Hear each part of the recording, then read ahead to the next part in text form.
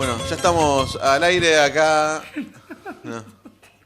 Ahí está. Bueno, buenísimo. Estamos al aire. Hoy es un día bastante complicado. Les aviso, les anticipo que es un día bastante complicado. Venimos un poco cansados, sin dormir. Así que bueno, con la voz un poco ronca. También me acaba de recordar Ana. Y de paso le doy la bienvenida a Ana y Ariel nuevamente. Hola Aris, ¿cómo están? Bien, todo bien. ¿Ustedes? Bien, muy bien. Empezando el lunes con poca energía, pero con ganas de hacer el programa. Estuve recibiendo algunos consejos de amigas que me dijeron, habla más despacio, pintate las uñas, que esto que el otro. Bueno, Sí. La voy a elección ver del color si- de uñas, el color negro tiene... Me gusta, simplemente eso, tan profundo como que me gusta. Está bien, está bien. Pero hay todo como una intención de camuflarte con el fondo. Sí, me dijeron que soy muy blanca y que me camuflo con el fondo y que entonces por lo menos me pinte las uñas. Está bien. Todo el tiempo con la mano acá, entonces tiene que estar. Ahí está. Eso le va a Todo dar sea por complacer, ¿no? El pedido de los amigos, de los compañeros. Sí, mis amigas que ven el programa y que les gusta mucho el programa, les mando un beso a todas. Yo también les mando un beso a todas. Pero esta semana tuvimos por suerte un montón de evoluciones del programa, quiere decir que está funcionando y eso está bueno porque cuando arrancamos no sabíamos quién le iba a dar bola, pero ahora vemos que le está dando bolilla a cada vez más gente, así que Por eso... lo menos para sacarnos mano nos ven y está bueno eso. Por lo menos los amigos, la familia nos ven por un tiempo. No, ahora de compañeros de la CTEP hubo varios que nos han mandado mensajes, también algunos consejos que siempre hay que tenerlos en cuenta. A mí particularmente me dijeron de cómo hablo, también que hablo muy rápido a veces, y de que coloque el micrófono en otra posición porque si no se pierde mi voz tan bella que tengo que... Bueno, es Yo la verdad que no tuve ninguna queja, así que la verdad que no tengo ningún tipo... Solamente el peinado, pero bueno, ya lo vamos a solucionar en breves. Hoy Y no viniste- quiero entrar en lo que no cumplimos todavía, lo vamos a cumplir. Yo pero cumplí. Ariel cumplió, ¿eh? Yo cumplí. Tiene bigotes. Es verdad, Ariel cumplió y tiene bigotes. Sí, ahí nos está aclarando Dieguito que tiene bigotes, es verdad. O sea que el único que no cumple soy yo. Yo vine con bigote, vos viniste con visera. ¿Cómo va? Sí, ahí el peluquero ya me recomendó mil veces usar un menjunje que no sé cómo se llama, una cera, una cosa así. Pero la verdad que me da mucha fiaca ir a comprarlo. Tengo cera para regalarte. Pero de piso no, por favor. No, cera real para el pelo. Así Ah, que, perfecto, bueno, todo perfecto. solucionado, listo. Bueno, Perfecto, con ya todas está. estas recomendaciones y la cera arreglada, podríamos empezar con lo que nos Sí. propusimos para el programa de hoy, si les parece. Estaría buenísimo que dejemos de dispersarnos y enfocarnos, ¿no? A esta cosa de las alternativas que nos hemos propuesto desde un principio. Cierto. Digo, ¿no? Como para ver cómo a eso que le sacamos mano, a este sistema y toda esa cuestión, a ver cómo nosotros también aportamos, no sé si a una solución, pero sí a distintas alternativas que pueden también desarrollarse en el territorio y que sean compatibles con el bienestar de las personas. Sí, en ese sentido, hoy nos propusimos tal vez una tarea un tanto compleja por los diferentes ribetes que tiene el tema que Seamos vamos a- ambiciosos, por favor, volemos. Sí, olvídate. Entendió oremos, mirá, estoy mal. Digo, pero es así.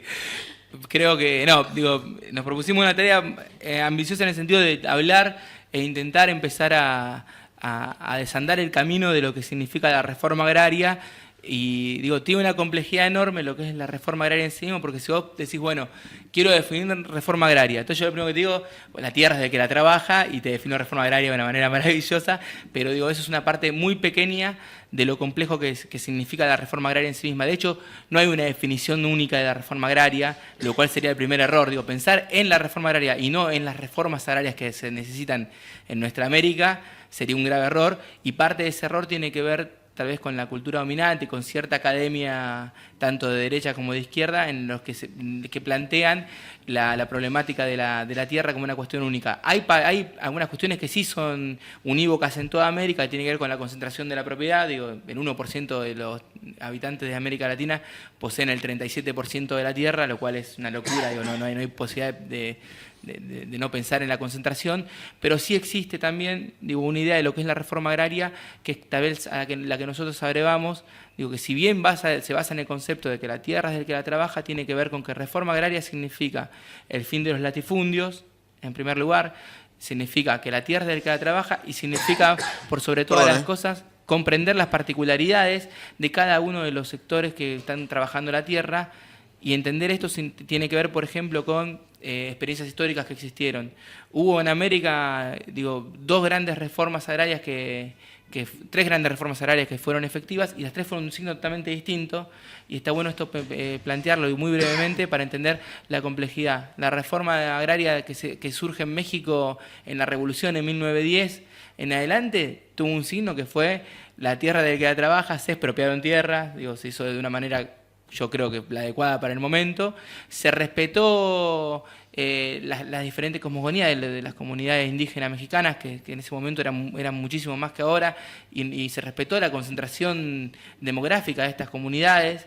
Esto pasó en 1910. Después con el gobierno de Cárdenas se le intentó dar una presencia mayor del Estado en esta reforma, entonces el Estado empezó como a controlar y direccionar cómo se iban repartiendo las tierras, y esto duró hasta 1992.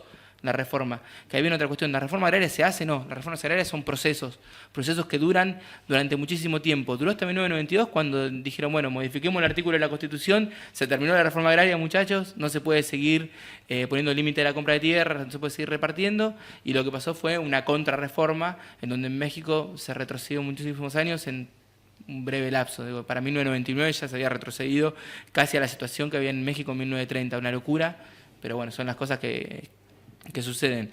Pero por otro lado, otras reformas como la de Bolivia, que se da, en Bolivia es una reforma agraria que se da en 1953, cuando en el levantamiento de campesinado y sectores del ejército se levantan en Bolivia, se plantea la reforma agraria, y esta reforma agraria también, uno la ve y tiene que ver con una reforma agraria muy efectiva en términos de repartición de la tierra, y muy poco efectiva en términos de respeto de las formas de producción, que ahí viene la otra parte de la reforma agraria. Es solamente repartir las tierras, no, es también respetar las formas de producción. En Bolivia la forma de producción comunitaria, por ejemplo, no fue respetada durante esta primera parte de la reforma, y luego en la subsiguiente, no solamente que no fue respetada, sino que fue siendo limitada.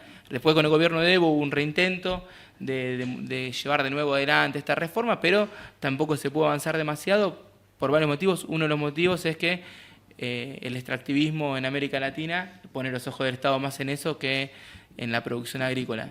Y el tercer y último punto fue la reforma agraria que quiso Cuba, que hoy en día sigue funcionando, y creo yo que es tal vez como reforma la más efectiva, porque fue la que transformó estructuralmente, no solamente en niveles económicos, sino culturales el país. En Cuba en 1959 se hace la expropiación de las tierras porque fue, cuando en Moncada se anuncia el programa, lo más importante para Cuba por su composición fue esto, entonces el campesinado se suma a la revolución más fervientemente, y en el 61 directamente hace tal vez la medida de gobierno más interesante que toma Fidel en este sentido, que es agarrar y limitar la cantidad de tierras que se podían tener a 66 hectáreas. Y lo que hace esto es agarrar y sacar del mapa a tipos que son los que hoy en día, por ejemplo en Bolivia, disfrazados de cooperativas y ONG, tienen grandes latifundios. Porque la comunidad, la propiedad comunitaria, la propiedad cooperativa, ¿por qué? Porque tiene 1000 hectáreas cuando no le daría jamás para tenerla, cuando era mucho más limitado originariamente sus extensiones de tierra. Es porque en realidad se disfrazan de esto grupos económicos enormes, generalmente grupos económicos que vienen de Estados Unidos, y esos son los tipos que agarran y disfrazados de cooperativas y ONG se van quedando con los beneficios de una reforma agraria. Creo que no hay ejemplo más grande que ese cuando hablamos de que el enemigo, o a veces el capitalismo, el sistema así, las formas que toma, y suele tomar cualquier tipo de forma con tal de seguir reproduciendo su capital, su dinero. Este ejemplo de las cooperativas en Bolivia y cómo explotan a las minas disfrazándose, los CEOs de cooperativa, es increíble de qué manera eso hace, reflejo de lo que siempre hablamos en ese sentido. Sí, bueno, de hecho, muchas de las reformas agrarias que se llevan a cabo en Latinoamérica tienen el apoyo de Estados Unidos. Cuando se da la revolución en Cuba, Estados Unidos ve que la reforma agraria fue algo de lo que propició que la revolución tuviera éxito, como vos bien explicabas. Entonces lo que hace es decir, bueno, vamos a apoyar las reformas agrarias en distintos países de América Latina para que esas reformas tengan el contexto que a nosotros nos viene bien. Sin embargo, por ejemplo, hay países, el único casi, que no se sumaron a esas reformas agrarias, que fue la Argentina. No porque esté en contra de Estados Unidos en ese momento, sino por las características propias que tiene la Argentina en cuanto a su composición de lo que hoy llamamos campo o que nos dan a llamar campo. El momento que estuvimos más cerquita de tener una reforma agraria fue durante el primer peronismo, que si bien no hubo una reforma agraria como tal, lo que sí sucedió es que se tomaron medidas que favorecían a los más excluidos del sector agropecuario. Y con esto quiero decir, por ejemplo, el Estatuto del Peón Rural, que es de 1944, pero después se reglamenta durante el primer gobierno de Perón, que es la primera vez que se le daba derechos a los trabajadores del campo.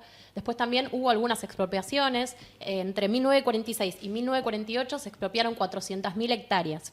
Lo que sucedía es que el eje estaba puesto en la productividad de la tierra. Para poder expropiar esas hectáreas o esos campos, lo que se veía si el campo era productivo o no. No es que estaba cuestionando la propiedad de la tierra como otras reformas, sino que lo que cuestionaba era la productividad. Y bueno, en ese tiempo se hablaba mucho de esto del campo, la tierra para el que la trabaja. De hecho, se hablaba tanto y parecía tan posible que llegara una reforma agraria que la misma sociedad rural, en algunos escritos y publicaciones de esa época, habla de la reforma agraria haciendo hincapié en los puntos que a ellos les convendrían o en la forma que esa reforma agraria a ellos les convenía. Es decir, ni siquiera es que se negaban porque parecía muy probable que fuera a suceder. Después empiezan a mermar la cantidad de expropiaciones y para 1948 ya son muchas menos, y lo que sí se establece en ese momento es la ley de arrendamientos, que lo que hace es poner una norma para que quienes trabajaban en tierras alquiladas no fueran tan avasallados por los propietarios. Esa norma, si bien no fue una expropiación de las tierras, lo que hizo es que muchos de los propietarios tuvieran ganancias menores y decidieran poner en venta esos campos. Entonces esa situación, sumada a créditos que se habían dado los colonos en la época de las expropiaciones, lo que hizo es que hubiera muchos más propietarios medianos dentro de lo que es el universo del campo argentino. Y bueno, por eso, volviendo un poco a lo que decía antes de cómo es conformado el campo argentino, yo creo que podemos definir como 3 actores. Primero, los grandes latifundistas, que un poco son herederos de aquellos campos o tierras fiscales que el Estado repartió después de la conquista del desierto o las guerras, el avance sobre el Chaco. Sobre el Gran Chaco, después tenés estos medianos productores que son herederos de la época quizás de distintos procesos de colonización que se dieron en la Argentina, que son los que en los 60s y 70s se agrupaban en ligas agrarias, y tenés después los campesinos, que eso sí, son quienes su lucha es por las tierras. Porque los medianos productores, si bien tienen producciones mucho menores que los latifundistas y están en condiciones más adversas, por lo que reclaman o por lo que suelen pelear es por tener mejores condiciones de comercialización, mejores condiciones para el acceso a créditos. Esto se vio claro cuando en 2008, con la resolución 125, la Federación Agraria se paró en la mesa de enlace, haciendo una unión que hasta entonces parecía impensada con la sociedad rural y con actores mucho más poderosos del campo, porque lo que ellos, si bien producen menos, lo hacen con una lógica de mercado, mientras que los campesinos lo que hacen es luchar por la tierra, particularmente. Claro, digo, ahí sobre el tema, por ejemplo, del peronismo, digo, hasta el 48 se da este proceso de avance, en el 49 se consagra constitucionalmente, sí. De hecho, el rol social de la propiedad capaz que era el puntapié inicial de una reforma más profunda, pero de ahí en adelante también, ¿no?, como la injerencia extranjera, la dependencia de nuestro país del campo en términos económicos hace difícil pensar una reforma agraria en profundidad o una reforma agraria efectiva. Hoy en día es muy difícil, digo, pero también está bueno pensar, y esto los invito a ustedes a saber qué opinan, digo, de qué manera, cómo sería una reforma agraria en nuestro país. Digo, yo particularmente tengo una visión que está absolutamente antisistema la que tengo yo, pero estaría bueno, digo, hay experiencias como la de los compañeros de Santiago del Estero que están haciendo un planteo de cómo sería una reforma agraria en el país, digo, y hay experiencias que creo yo tienen que ser incluidos en un programa que incluya a los pequeños campesinos, pero que no permita que se siga reproduciendo la lógica que hoy en día ni siquiera son estos grandes latifundistas, sino son mega empresas internacionales que manejan hasta el precio de los granos, entonces vos producís según lo que pasa en la bolsa de Chicago. Sí, yo creo que vos mencionabas al MOCASE. El MOCASE es uno de los casos que, bueno, en el 90 empezó a funcionar el MOCASE, que es la unión de distintas agrupaciones que ya venían funcionando en la provincia de Santiago del Estero. La provincia de Santiago del Estero es una de las provincias más golpeadas por lo que es el avasallamiento de los recursos naturales en la época de las forestales, y quienes quedaron después de los 60, cuando las forestales empiezan a ir en las tierras donde funcionaban y donde trabajaban los hacheros y después se hicieron agricultores, son quienes empiezan después a conformar el MOCASE ante el avance de la frontera agrícola con las nuevas tecnologías. Pero a lo que iba puntualmente, más allá de esta por ahí definición de cómo se conforma el MOCASE, es que hoy una reforma agraria no solo tiene que apuntar a la propiedad de la tierra, sino, como bien decías vos, a frenar el avance de las tecnologías que no solo dañan a las personas en el sentido de lo ambiental o lo sanitario, como pueden ser los agroquímicos y los agrotóxicos, sino también que dañan el medio ambiente y lo van dejando sin capacidad de producción y sin capacidad de ser sustento de la vida humana y de la vida en general. Claro, y pensar en reforma agraria en función de la soberanía alimentaria, que creo yo que es tal vez lo que las reformas impulsadas desde Washington iban a todo lo contrario, ¿no? Los que planteaban era el sometimiento alimentario, porque internacionalmente ellos son proteccionistas, ¿no? Bueno, lo que todos ya sabemos, pero pensar la soberanía alimentaria y cómo construir una cultura de alimentación que sea acorde con la producción de nuestros campesinos. Porque nosotros tenemos una cultura alimentaria que no es acorde a la producción de nuestro país, y deberíamos pensar en eso también. Sí, me parece que tiene que ver un poco con el todo lo que plantearon, lo que fueron planteando, y también es interesantísimo, ¿no? También evaluar y quizás ahondar más en esa cuestión de las particularidades de cada región de Latinoamérica. Eso es buenísimo, digo, que lo hayan planteado, porque tiene que ver realmente con lo que somos hoy en el presente. También, digo, con respecto a cuando arrancamos decíamos, ¿no? La alternativa que nosotros, ¿cómo puede ser? Que lo que decía Ari ahora, como para, digo, ¿cuál es la alternativa?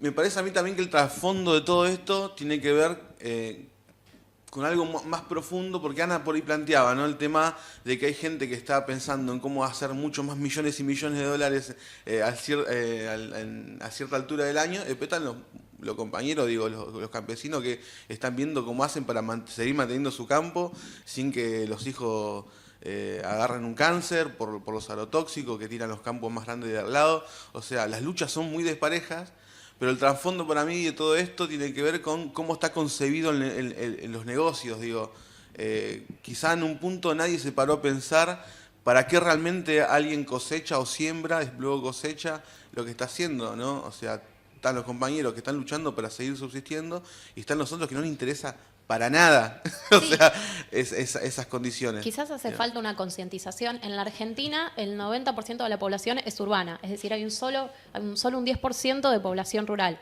Entonces creo que es necesaria una concientización por parte de los que vivimos en las ciudades, de que lo que sucede en los sectores rurales nos afecta también a nosotros. Claro. Y, digamos, si no te solidarizás por los compañeros en sí mismos, pensá que también lo que se produce en el campo también terminas influyendo en lo que vos comés, en un montón de aspectos de tu vida. Y en lo estrictamente así asquerosamente económico. El equilibrio de tu país depende de las divisas que liquidan los agroexportadores. Y eso, digo, lo vas a lo más crudo, el 90% urbano también, digo, vive en función de eso y paga la renta agraria diferencial. Cada producto que nosotros compramos pagamos la renta agraria diferencial, que va a las manos de un grupito muy pequeño de gente.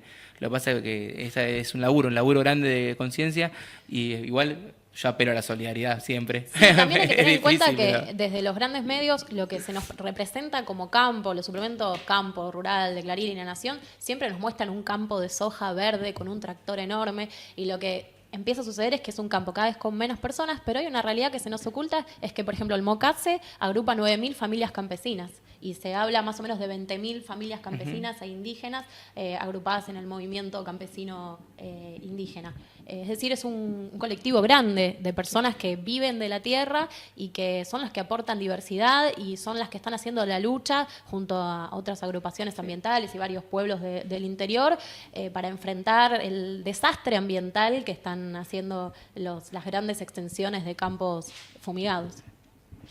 Bueno. Iba a decir algo, pero vi a Diego con un gesto como corte, no los mato, león, así que cortamos. Come el león, se diría en la jerga. Pero bueno, seguiremos discutiendo, seguiremos viendo de qué forma podemos aportar a esta alternativa, ¿no? A estas distintas alternativas para este sistema que a veces tan mal funciona. Así que nos vamos a corte y volvemos en el próximo. ¿Volvimos acá? Sí, volvimos. Hemos vuelto en el segundo bloque, que en la ocasión de hoy lo hemos convertido como en el bloque así tipo fe de ratas, porque en el primer video, ¿no?, de Setup de Mercedes hubo un error. Así que hoy nos vamos a retractar, lo vamos a solucionar, porque los compañeros nos han pedido el favor de pasar nuevamente el video y que el audio se escuche correctamente. Así que lo hemos corregido, hemos vuelto el día de hoy para pasar nuevamente este video de Setup de Mercedes parte 1. Así que nos vamos allá y nos vemos en el tercer bloque, amigos. Adiós.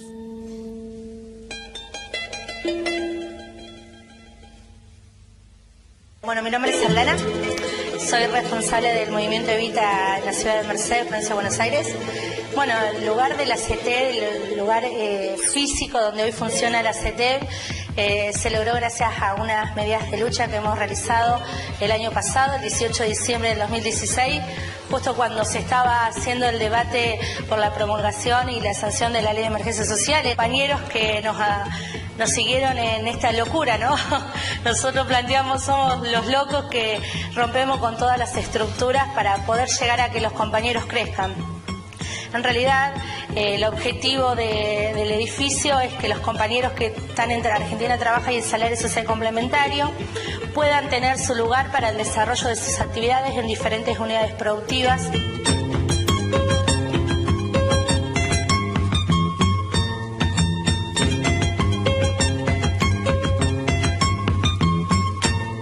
Yo soy Marcelo José Suárez, el delegado de construcción de la CT. Y estoy muy orgulloso de estar trabajando acá con todo el equipo de construcción, ¿no? Que somos muchos y todos estamos aprendiendo y queremos arreglar todo el edificio, ¿no? Que ahora ya lo van a ver. Nosotros estamos haciendo todo lo que es mantenimiento, digamos, lo que se puede hacer, electricidad, plomería. La idea es reconstruir el edificio. Bueno, acá con todo el equipo de la CT, ¿no es cierto? Que no solamente estamos la bañería, están los electricistas, están los plomeros. Y bueno, acá, gracias a Dios, esperamos en el día de mañana que, gracias a este trabajo, que nos vean nuestra capacidad de trabajo y que nos den más, ¿no es cierto? Que podamos hacer alguna vivienda, que continúe, ¿no? Que vean nuestro trabajo, que está quedando muy bien y bueno, eso.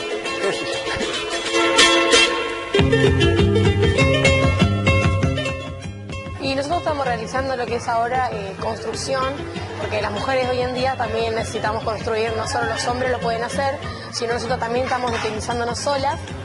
Por el día de mañana es una ayuda para nosotras.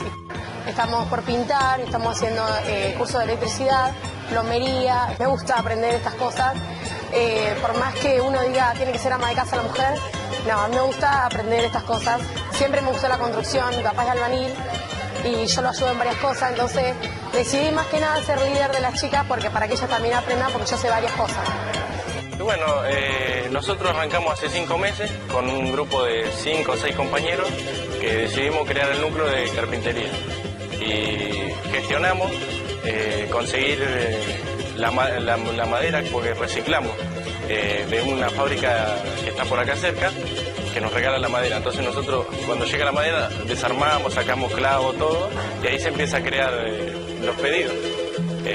Hicimos propaganda por Facebook, por radio, y la gente se acerca todos los días y nos encarga, y como tenemos poca maquinaria, se tarda un poco más, pero se termina entregando el producto terminado. Lo que más pide la gente, lo que más sale son sillas y mesas, mesas ratonas y muchos sillitas chiquitas con mesas chiquitas para nenes. Eso es lo que más sale. Después está saliendo de todo, cajonera, bajo mesada, empezamos a hacer de todo. Ahora estamos empezando con un nuevo proyecto, 2 proyectos en realidad, que con la ayuda con un convenio que vamos a hacer con el municipio, vamos a empezar a elaborar ataúdes para sepelio. Y por otra parte, vamos a capacitarnos con otros compañeros para empezar a hacer casas prefabricadas a futuro. La verdad que estamos muy contentos, todo el grupo de compañeros, porque vemos que gracias a la CETEP las cosas llegan y se puede conseguir trabajo y tener un salario digno.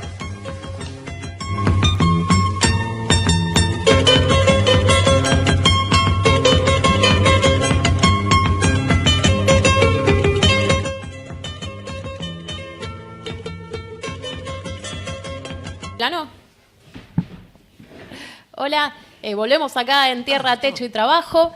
Estamos con Diego Luna, que se sumó acá a la mesa. Vamos a ver un video ahora de Juan Grabois, en el que el secretario de Formación Política de la CETEP nos cuenta un poco qué es la economía popular y después ya sí lo sumamos a Diego con el audio y todo para conversar sobre qué es la economía popular.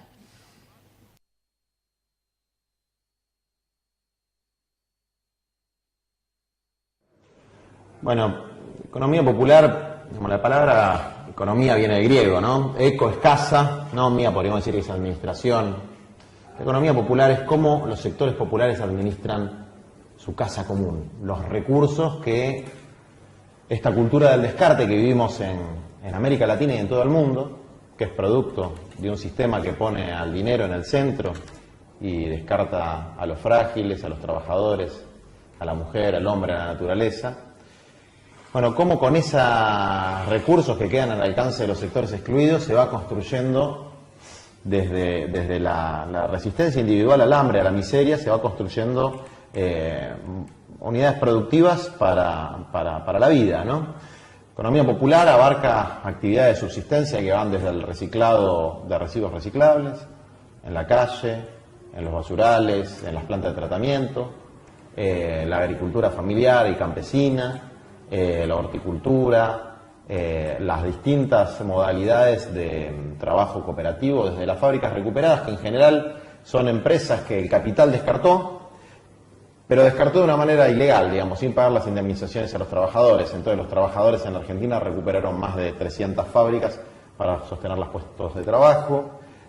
También abarca a los medios comunitarios, radios, revistas, incluso canales de televisión comunitaria. Abarca a los vendedores ambulantes, a los feriantes.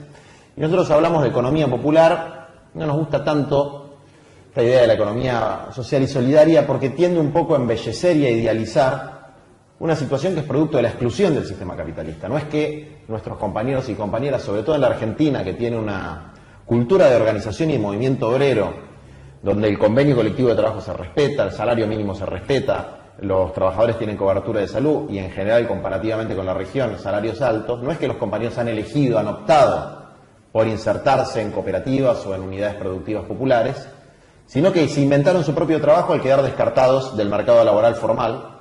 Y esto se verifica en toda América Latina y en todo el mundo, digamos, ¿no? El empleo asalariado, estable, remunerado, con patrón, ha dejado de ser la relación social predominante en el capitalismo moderno. Qué lindo Grabois. Bueno, regresamos de este video clarísimo en el que Juan explica qué es la economía popular o cuál es nuestra visión de la economía popular. Ahora sí, hola Diego, ¿cómo estás? ¿Cómo andan? ¿Todo bien? Bien, muy bien. Pensé que ibas a salir más arriba y dijiste un cómo andan tranquilo, lo cual me pone contento. Tranqui. ¿Todo tranquilo? De 10. Bueno. De 10. Acá escuchándolo Juan, que para nosotros es una referencia importantísima y está bueno el rol que está tomando en esta etapa porque que una persona explique con claridad lo que es la economía popular en esta época en donde se intenta poner o siempre como complejidades donde no existen o mantos de oscuridad en cuestiones donde nosotros tenemos que tenerla bien clara, que existan personas como Juan que por suerte son claros para hablar y son coherentes entre lo que dicen y lo que hacen, a nosotros es como que nos llena orgullo y nos ayuda como herramienta en función de ir construyendo esta herramienta, ¿no?, de poder popular. Sí, me gustaría aclarar antes que me olvidé, mala mía, que la entrevista la realizó la agencia Andes, que tomamos un extracto de la entrevista completa. Ajá, te estabas queriendo llevar los réditos. Sí, no lo hicimos nosotros.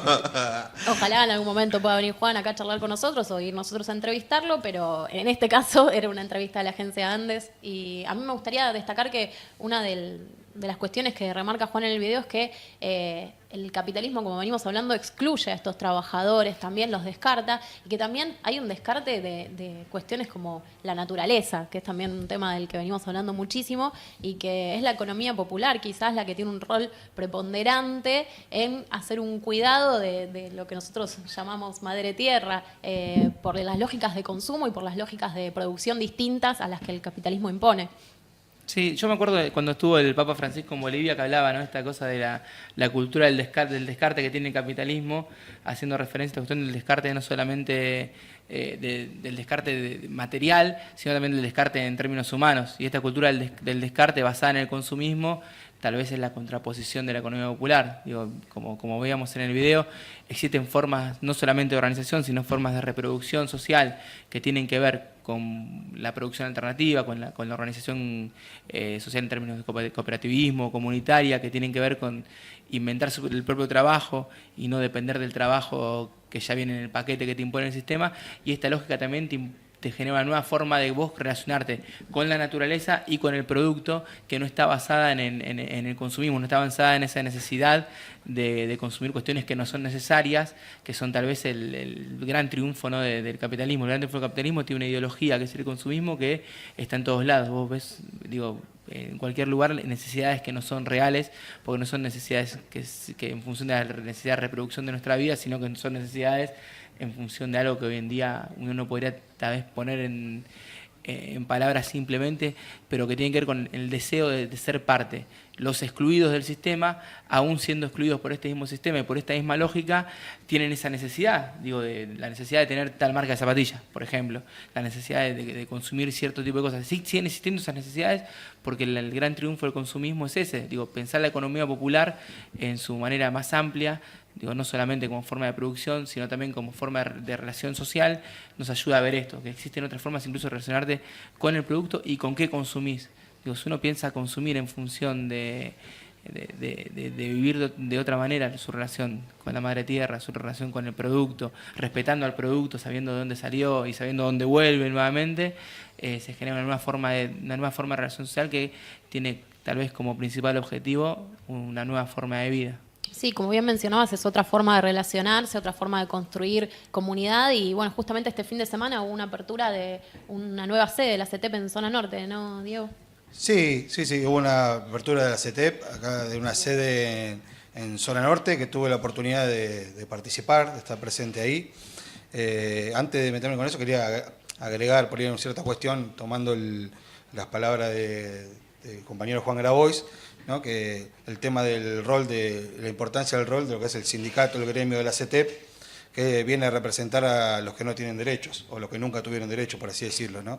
Esto es algo que se plantea siempre, y también la importancia de diferenciar en lo que es un compañero que está en la CETEP, que muchas veces se le dice que es un desocupado, y en realidad cuando no es así es un desempleado. Nosotros se lo nombra de ese lugar un desempleado en ese momento dentro del mercado formal, pero es empleado en la economía popular, ¿no? Eso es empezar a aclarar esos términos también, para que por ahí el común de la sociedad ataca mucho por ahí el sector de la economía popular, no entiende esos términos, ¿no? Entonces, basándonos en eso, quiero arrancar hablando de lo que fue el evento del otro día, con unas palabras que justo decía el compañero Juan Grabois, que decía: nosotros acá en este predio, él tiraba en un discurso que dio, en este predio nuevo que podemos recuperar para la CETEP, también parte de recuperar, más allá del predio, recuperar la dignidad de los trabajadores que ponen su fuerza de trabajo para construir este lugar y abrir este predio al común de la gente, ¿no? Eso es lo que apuntaba, a lo que apunta con ese lugar, que es el predio Arenaza, que tiene una historia muy larga, ¿no?, por así decirlo. El predio de Arenaza está en Boulogne, ahí en Tames y Panamericana, para adentro un par de cuadras. Era un predio del obispado, que la CETEP primero lo tomó, los compañeros de la CETEP, y luego pasó a como un acuerdo con el obispado a que sea ya parte del gremio en sí. Y hoy en día ese lugar, que fue a sus comienzos un hogar de chicos, luego durante la época del peronismo fue una sede de la Fundación Eva Perón, durante la dictadura militar fue un centro clandestino de detención, y hoy en día ese lugar es recuperado para los trabajadores de la economía popular. Tiene toda una historia ahí adentro terrible, muy parecido a lo que cuando fuimos a Mercedes pudimos ver, ¿no? Muy parecido, con pabellones grandes, con una pileta de natación enorme, que se está recuperando de a poco. Hoy en día lo primero que está ya instalado es una huerta de más o menos 400 metros cuadrados, muy grande. También se está recuperando la parte de un pabellón donde la idea es que funcione la oficina central de la CETEP Zona Norte, y que funcione también un área de salud, una especie de clínica para los compañeros del gremio. y lo que se apunta también ahí adentro es que sea un lugar, ya que posee una iglesia ahí adentro, que se está refaccionando, un lugar donde por ahí los misioneros de Francisco empiecen a también reunirse en ese lugar, ¿no? Eso es más o menos, sin contar las ferias que se piensa realizar los fines de semana, como este que pasó, esta inauguración, hubo una gran feria, donde compañeros de las distintas CETEP de la zona norte pusieron sus puestos para vender sus productos, mostrar sus servicios y esa cuestión, hubo músicos que forman parte del gremio también, como los músicos del Ferrocarril Mitre, también que conformaron una banda y tocaron unos temas. La verdad que fue una tarde muy linda para compartir, que se compartió entre compañeros, y también que genera una conciencia, ¿no? Y genera un compromiso. El próximo compromiso de ese predio en San Isidro, por así decirlo, es abrirse a la comunidad y que la comunidad participe ahí adentro, ¿no? Y empezar a interactuar los trabajadores de la economía popular con la comunidad que rodea el predio. Ese es el próximo desafío y creo que paso a paso se va logrando, ¿no? Eso te iba a preguntar con respecto, bueno, sé el lugar cómo estará, digo, estructurado por fuera, con los vecinos o con las personas que conviven por fuera del predio. ¿Cómo se está dando la relación? Y el predio, lo que fue el sábado, fue la primera vez que abrió sus puertas para que pueda entrar el que quiera, ¿no? Hace 6 o 8 meses que vienen trabajando los compañeros ahí, después de la toma, después del acuerdo con el obispado para que ese terreno quede para la CETEP. Recién ahí el sábado abrió las puertas para todo aquel que quisiera ir a visitarlo. Hubo una gran cantidad de gente, para hacer la primera vez hubo más de 400 personas recorriendo la feria, disfrutando de los shows de música que hubo. La verdad que fue por una primera impresión, estuvo bien. No sé si hubo una gran cantidad de los vecinos que se acercaron ahí, pero no sé si fue la mayoría. Pero la idea es que las próximas actividades que se realicen sea la mayoría de los vecinos de los alrededores, formen parte de eso, que se acerquen a conocer los productos y los trabajos que se realizan. Creo que eso es a lo que se apunta y bueno, veremos cómo viene la mano. Yo creo que es un muy buen predio, muy grande, es enorme y que con el trabajo se va a lograr un lugar donde los compañeros de la CETEP Zona Norte puedan acercarse más allá del tema de salud, temas administrativos por la oficina del gremio, también a disfrutar un lindo fin de semana porque tiene un parque enorme, muchos árboles que se pueden disfrutar en familia. Sí, la verdad que otra enorme conquista la lucha de la CETEP, y si les parece bien les propongo ir un corte, así nos queda todavía algo de tiempo para que Diego nos cuente un poco sobre el tema que se comprometió el último programa de Tierra, Techo y Trabajo para traernos. ¿Les parece? Vamos un corte y después volvemos con la columna de deportes. Bueno, estamos aquí nuevamente en nuestro último bloque, nuestro bloque deportivo, ¿no? Después del último encuentro que tuvimos, estuvimos charlando unas cosas que quedaron pendientes, así que bueno, acá estamos con Dieguito, nuestro Grabois del deporte. Así de frente a Marte lo digo, viejo. Sos nuestro Grabois del deporte. Así que bueno, ahí estamos. Un poco mucho. Comentar un poco dos cosas para hablar el día de hoy.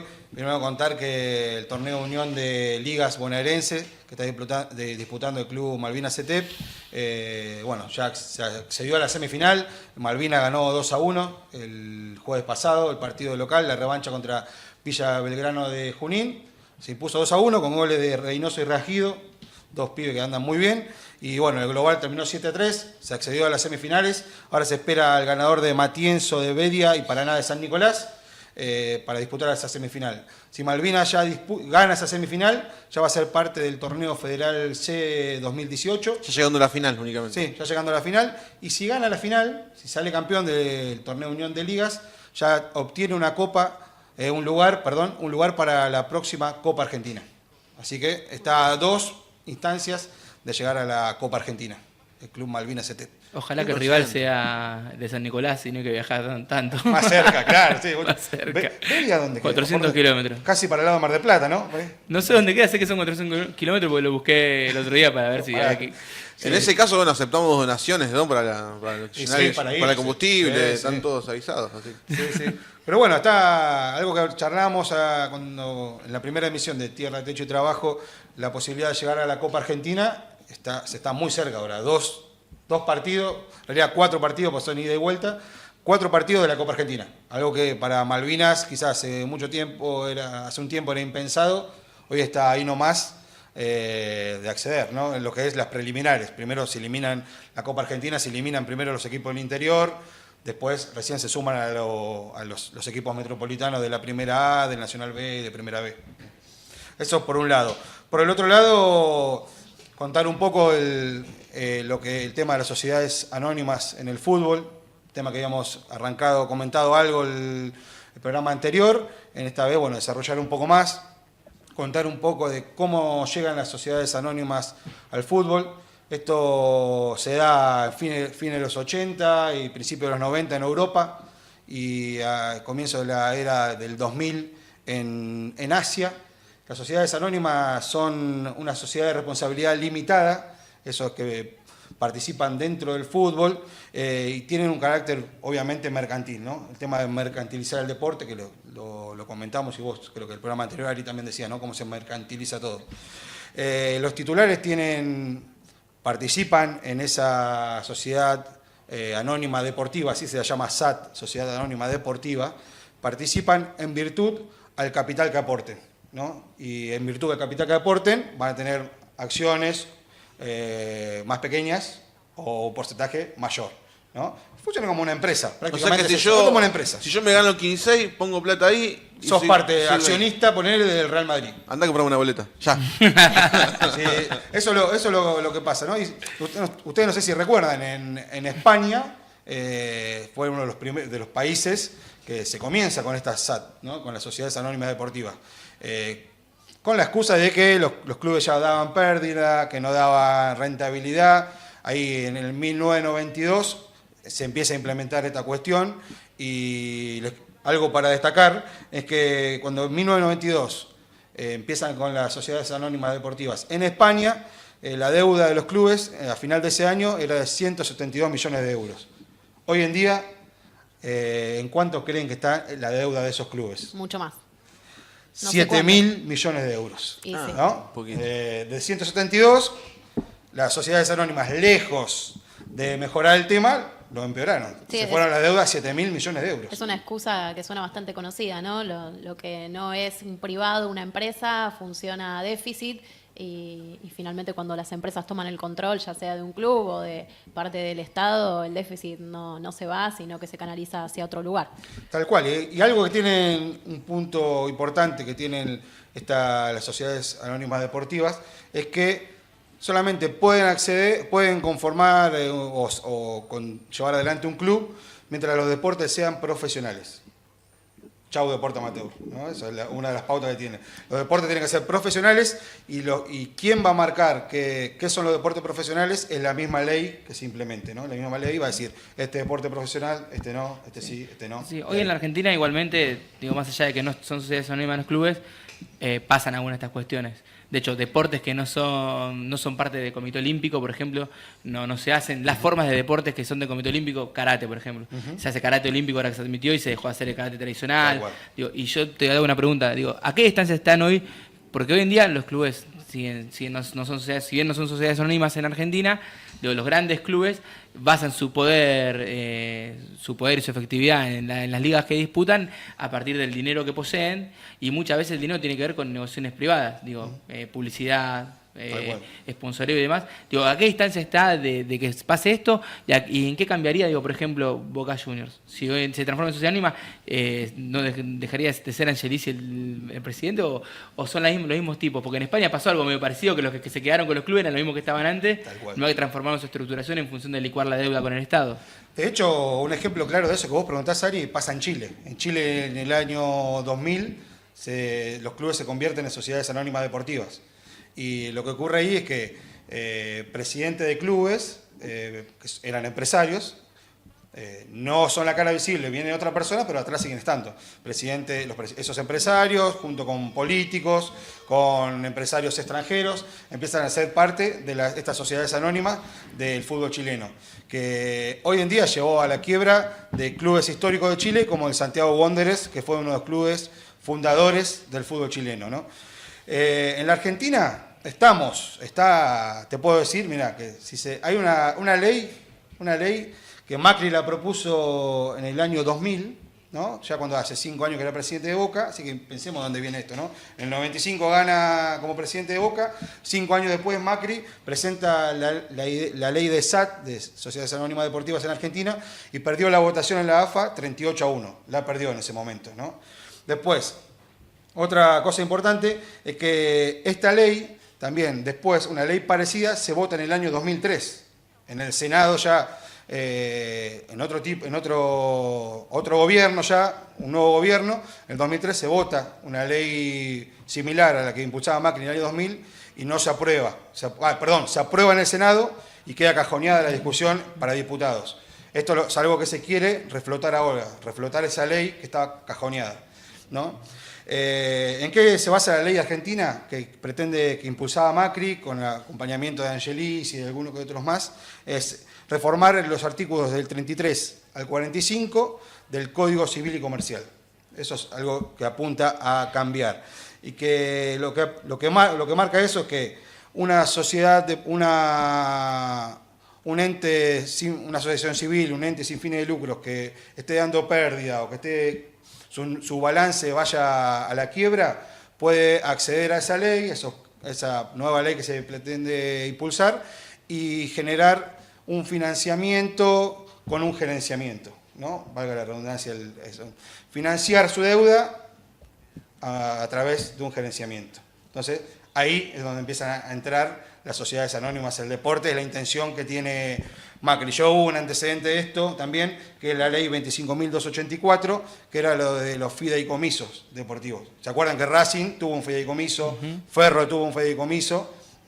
Sí, te voy a decir el gerenciamiento de Ferro, que bueno, finalmente no fue exitoso, o por lo menos se dañó mucho lo que era la estructura social del club, ¿no es cierto? Pero eso es lo que marca. Sencillamente Macri apunta a eso. Es parte de lo que se va a venir también, ¿no? Apuntar a una reforma civil y comercial. Bueno, ya tenemos la reforma laboral, la impositiva, se viene esta también. Y dentro de todo eso, en la letra chica, esto va a entrar. La complejidad de reformar el código, que tiene una reforma que se hizo hace poco, que para mí es una basura la reforma, particularmente mi opinión. Sí, mi opinión es la misma. Pero digo, tenés una reforma hace poco, reformar un código entero en función del fútbol, es una locura. Sí, calculo que van a agarrar y van a reformarlo en función de algunas cuestiones de propiedad y de responsabilidades civiles, que los va a ayudar a avanzar sobre el fútbol. Pero es una locura linda que a ellos les da una mano bastante. Sí, igual, yo insisto, yo creo que hay 4 o 5 clubes de primera división hoy en día, y algunos clubes que están ascendiendo, como Grobocopatel, que tienen estructuras que son estas, que están hoy en día disfrazadas de sociedades sin fines de lucro y demás, pero la estructura que tienen hoy en día es esta, el gerenciamiento. Digo, Boca Juniors, yo soy hincha de Boca, lo digo, pero el ejemplo de Boca es un ejemplo clarísimo. Boca es un club que está gerenciado hoy en día, no es un club que funciona como club. Tal cual. Digo, está gerenciado y el aporte privado es lo que hace que Boca viva, por eso no les importa que vaya más cantidad o menor cantidad de gente al club, por eso no importa el desarrollo, ¿no?, de diferentes actividades deportivas, lo que importa es el balance final. Eso aportar lo que vos decías, Ari, es importante. Tanto en Europa como en Chile, como en Asia, no importa la cantidad de gente que vaya a la cancha. De hecho, los grandes empresarios de las sociedades anónimas impulsan, a través de supuestos planes para combatir la violencia en el fútbol, la reducción de cantidad de gente en los estadios y unas entradas más altas, ¿no? Se disfraza de vamos a combatir la inseguridad en las canchas, la violencia en las canchas. Bueno, entonces, en lugar de que vayan 30.000, van 20.000, para que no vayan todos apretados. No van los visitantes, ponemos las entradas a 500 mangos, que solamente va a un cierto sector de élite, los civilizados, entre comillas, y lo vamos haciendo cada vez menos popular y menos social. El partido de Argentina hubo entradas de 4.000 pesos en la Bombonera. Entrada de 4.000 pesos y fue una locura. Y el manejo al central la tenía la barra, digo, también, que es parte de esta... Es parte de ese entramado. De ese entramado, y son los tipos, creo yo, que más beneficiados se verían en caso de hacer sociedades anónimas, porque ellos son una empresa que pasaría a tener relación de dependencia real y blanqueada. En esta época de blanqueos. 4.000 pesos casi, perdón. No, lamento cortar el debate, pero se nos está yendo el programa. No quiero ser yo la que corte este interesantísimo debate, pero se nos fue el programa. Igual, completen y se nos fue. No, yo para resumir, ya que estamos, voy a pecar de Fantino. Y voy a decir, al tipo que llega a la casa y prende la tele, ¿En qué lo repercute todo esto? Más allá que el tipo sepa que hay pocas personas que se llenan de dinero, a la persona que es hincha, que por ahí no va a la cancha siquiera y toda esa cuestión. 4.000 pesos la entrada, falta que te vendan el muñeco para que le pegue para reemplazar la violencia contra el otro. Primero en principal, No se entendió chiste, pero todo bueno. te afecta al tipo que va a la casa, te afecta en que primero tiene que pagar el fútbol codificado. ¿Por qué se hace el fútbol codificado y con un abono? Es porque el gran ingreso de las sociedades anónimas son la publicidad y la televisión. Por eso se genera la Superliga y los canales premium. Entonces de ahí el tipo tiene que poner para ver el fútbol. La otra, ¿quiere ir a la cancha? No puede, porque un club como Boca, por ejemplo, que es un club popular, no deja entrar, no deja hacerse socio más a nadie, o sí, pero pagás si no vas a la cancha, un curro fenomenal. Y después, otra cuestión que afecta al bolsillo al tipo es que cuando quiera acercarse al club a hacer una actividad, no lo digo ahora, pero en un futuro, una actividad que es de índole amateur, quizás esa actividad ya no exista más. Sí, o son pagas también, esto ya sucede en Boca Juniors, que actividades que antes estaban abiertas a la comunidad, al barrio, ahora son pagas o tenés que ser socio sí o sí para poder participar. Ya sucede, de hecho, como vos lo estabas diciendo. Así que ahí estamos. Listo. Bueno, así como muy apresurados, terminamos cerrando con este bloque, con este programa. Nos vemos la próxima. Así que, bueno, ¿Seremos Sociedad Anónima la próxima? Seremos Sociedad Anónima. Terminará el payaso de McDonald's dirigiendo nuestra selección nacional. Porque... Sí, bueno, de esas hamburguesas tan ricas. Nos vemos en el próximo programa. Adiós. Chao.